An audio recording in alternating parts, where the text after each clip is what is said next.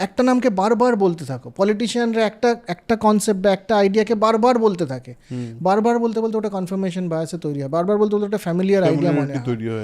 হ্যাঁ, এবং সেখান থেকে ওই জিনিসটাতে মানুষ বিশ্বাস করতে শুরু করে, কারণ সিস্টেম ওয়ানটা এমনভাবে তৈরি যে সে বিশ্বাস করে, আর সিস্টেম তো বিশ্বাস করতে চায় না। অবিশ্বাস করাটা একটা এফার্ট। যদি বলি সুব্রত ভালো ছেলে, তোর মাথায় চট করে এটা আসবে না যে সুব্রত খারাপ ছেলে, সেটার জন্য একটা এফার্ট দিতে হবে।